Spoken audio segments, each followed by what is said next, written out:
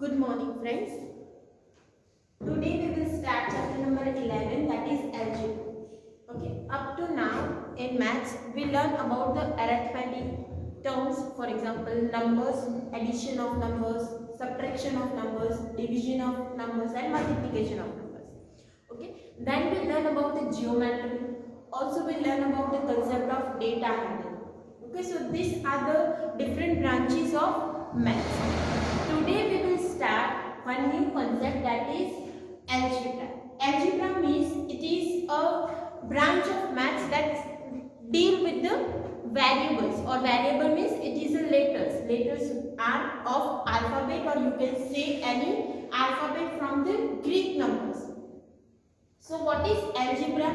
Algebra means it is a branch of maths that deals with the alphabets of English, or you can say Greek. But here we are using alphabet from the English alphabet, that are A to Z. So here it is a new branch of mathematics that uses the letters from alphabet like Greek and English.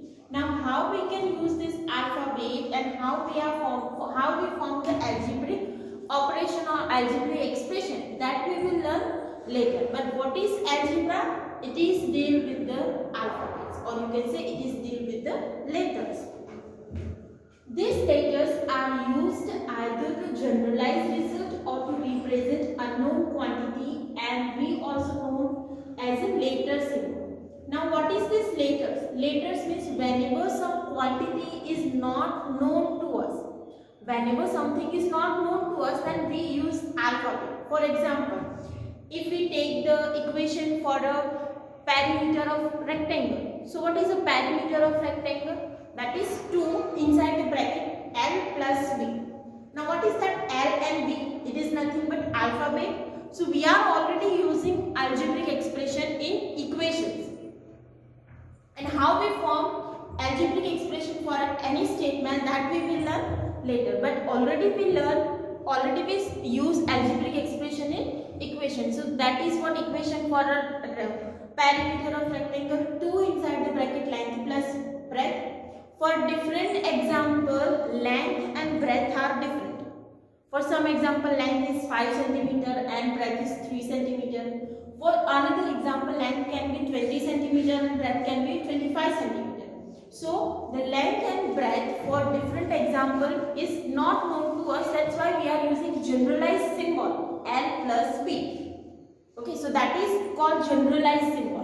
L plus B means in generally we can say that it is length plus breadth multiplied by 2. So that is what we use generalized symbols to represent any unknown quantity, because for different example we don't know what will be the quantity, what will be the value of length and breadth.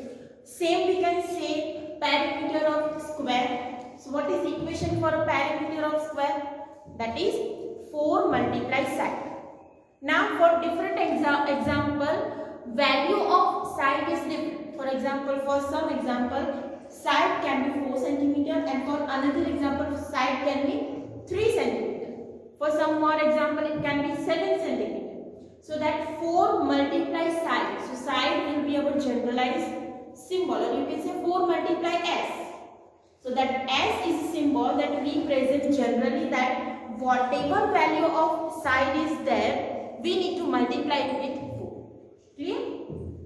So use of letters to denote a number. Now how we can use the letters? For example, if we take one example, 1 multiply 0. If you multiply any number with 0, we get 0.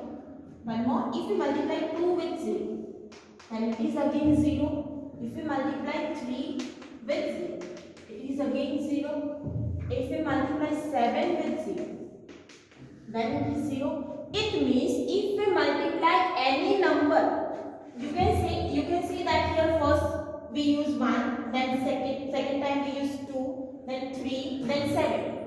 Numbers are changing, but whenever we multiply with 0, answer is 0. So we can say any number multiply with 0, we get 0. So this any number can be used as a letter. Let's say letter X. This is what unknown quantity, because what we use here, it is the symbol is used to represent unknown quantity. Number can be any from the arithmetic number. So here X is multiplied with 0, we get 0. You can use another symbol. You can just say A multiply 0 is 0. Okay. One more example. If we multiply 7 with 1, so we get 7.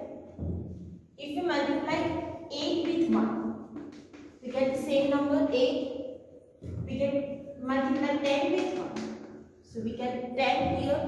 So you can see if we multiply any number with 1, we get the same number that we multiply with 1. So here we can write any number multiply with 1, we get the same number. You can say any. So for this we can use the same symbol, because you can see if here we use 10, then answer is 10. If we use 8, the answer is 8. If we use 7, then answer is 7. So if we multiply A with 1, answer is same number. And that A is what? Our n number. Clear? Now we can use the equation that we get for a perimeter of square.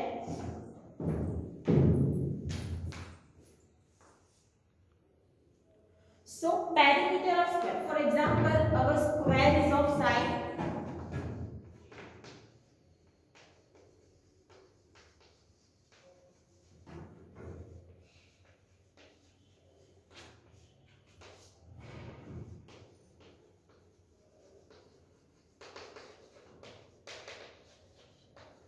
3 cm.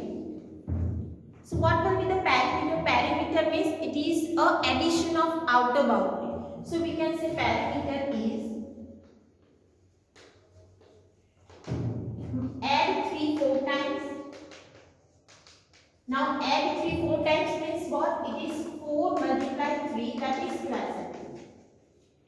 Now if we consider one more square, square with side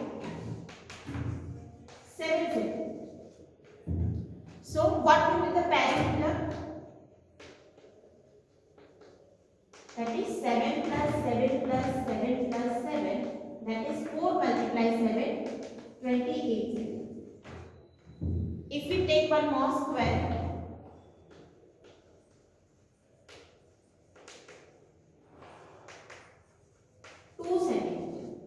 so what will be the perimeter? That is 4 multiplied 2, that is 8 cm. Now here you can see whatever the measurement of side is given, we need to multiply it with 4. 4 that is same for all. Here 7 is multiplied with 4, here 2 is multiplied with 4. So these numbers are changing but 4 remains same. So we can say perimeter is equal to 4 multiplied length of side. And if we want to form an algebraic expression, then we can say, use symbol for this 4 multiplied x, or you can say 4 multiplied side. So that is 4x. That is what perimeter. And this is our algebraic expression for a perimeter of square. So whenever the value of quantity is not known to us, we will use the symbol, or you can say we will use letters of alphabets.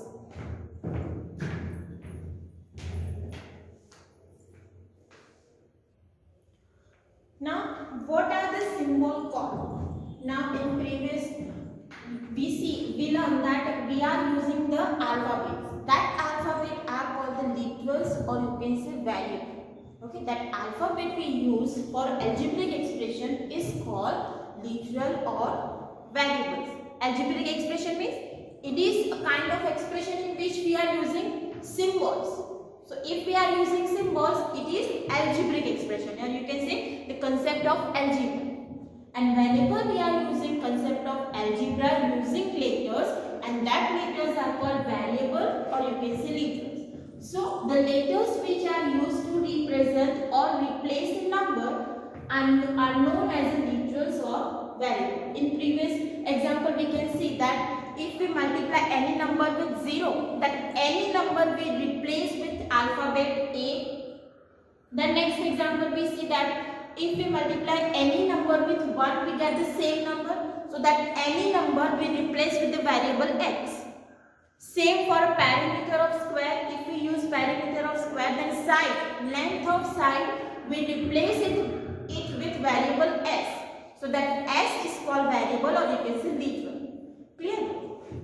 Now matchstick pattern.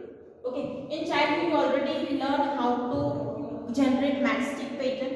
Okay, so pattern for letter L.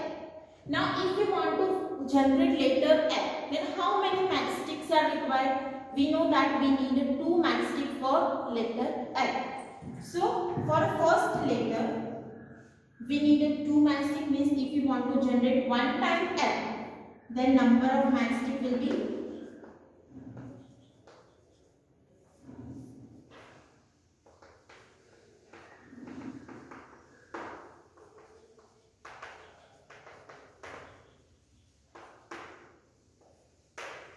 if we want to generate 1 time L, then we need 2 matchsticks. If we want to generate consecutive 2 times L, for example here 1, and so how many matchsticks we require for 2L? We need 4 matchsticks.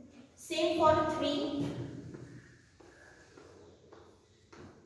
So for 3L we need 6 matchsticks. Same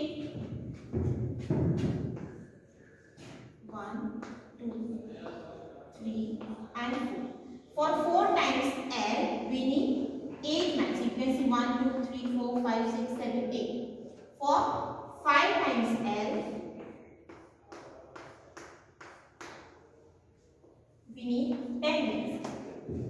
So whatever number of times L we require, we need to multiply with 2. You can see if we want to generate 1 time L, then we need 2 matchsticks. For 2 times 4 matchsticks. For 3 times we need 6 matchsticks. For 4 times we need 8 matchsticks. 5 times we need 10 matchsticks. So we can say for 1 time we need 1 multiplied 2 is equal to 2 matchsticks.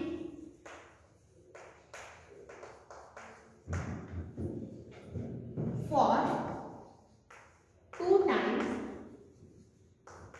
we need 2 multiplied 2, that is 4 matchsticks. For 3 times we need 2 multiplied 3, that is 6 matchsticks. For 4 times we need 2 multiplied 4, that is 8 matchsticks. Now if I say how many matchsticks are required for 15 times L, it means if we change this number, we need to also change this number, and that number is multiplied with 2. So this number is not known to us. But whatever number of times L we require, we need to multiply it with 2. So in general we can write number of matchsticks for letter L is equal to 2 multiplied. What is this 1, 2, 3, 4? That is number of times L.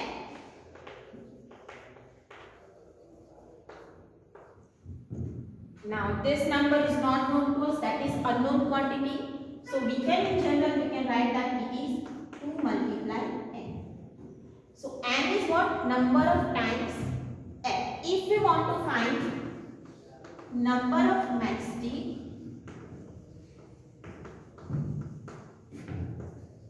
required for 15 L, 15 times L. So for that we need to multiply 15 times, means that is number of time N is 15. So here our N will be 15. So number of matchsticks will be 2 multiplied 15. for this example, we take number of time L is 15. So N will be 15. That's why 15 multiplied 2. So 30 max, which is